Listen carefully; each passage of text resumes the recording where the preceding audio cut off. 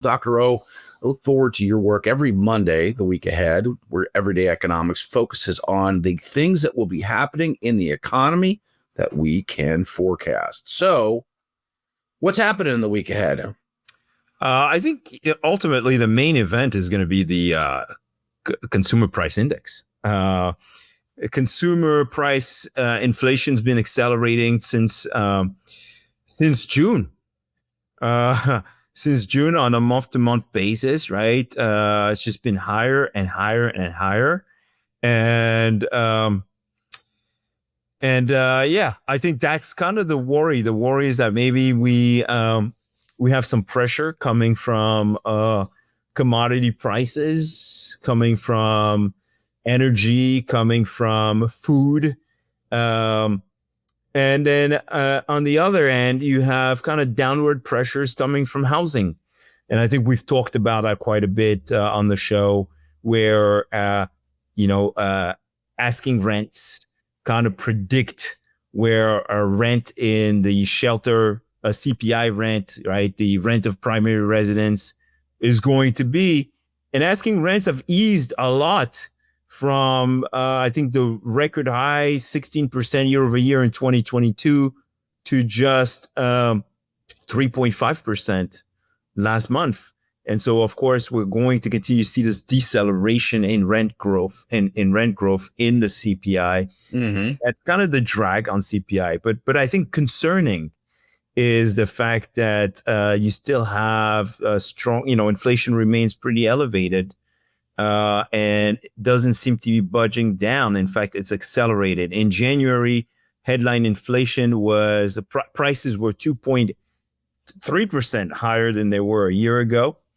And so I think that remains a problem. Remember, the Fed is going to look at inflation, not only from the consumer price index, but also from the PCE. They tend to focus on the PCE more.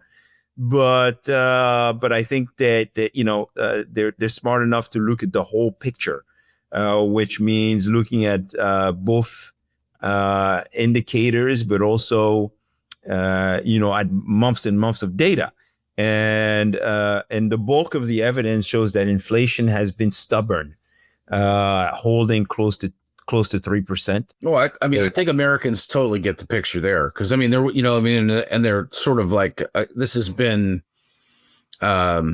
extremely resistant to improvement. And so let me ask you this. I mean, we talk about prices, on this show, and it's like not to suggest like we have to reinforce things, but I want to talk about this again. I have conversations with really smart people that are waiting for prices to return to what they once were. And I just say, like, that is not going to happen. There might be deals, there might be discounts, there might be things that are overstocked, but in terms of the staples of in particular of like food and the things that we consume on a regular basis, egg prices will come down. I mean, because eggs are sort of like categorically out of control right now.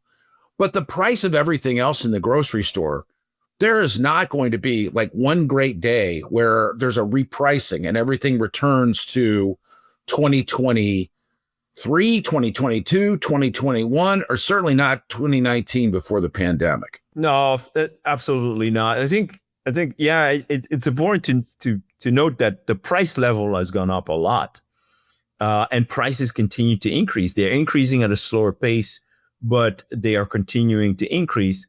But ultimately, the fact that they're increasing at a slower pace and that wage growth outpaces the increase in prices means things are getting a little bit more affordable slowly, right? They're not as affordable as they were. They're not where they were back in 2019, but real purchasing power is improving. We're seeing that everywhere. The other thing I think is important to say to people is that, very rarely do you see prices decline. And very often when you do see price declines, you end up you're in an economy that has a higher unemployment rate, a rising unemployment rate, an economy that is struggling. And so I don't think we really want to wish. No, I'm not worried. Yeah, like that's the other thing. I tell them don't root for that. Hey, last thing. I know we're trying to keep this tight. Producer price index comes out this week, and the relationship between consumer price index and the producer prices. What are you seeing there? On a month over month basis, I see a big uptick in the producer price index in January. And very often, right? So producers end up passing on those costs to consumers. And so a lot of this increase will likely show up in the consumer price index, which is another reason to worry about that. And by the way, the current situation with talks about tariffs and potential retaliation and all that stuff doesn't make things any better. For the fact that we may see some one-time price increases, or some businesses might actually want to move ahead and kind of prepare move ahead of the tariffs. And if that happens, you end up with big price increases, even if they happen to just be one-time prices. So let's call it good there. Make sure you take a look at Orphe's work every Monday at thecentersquare.com. That's the Everyday Economics column.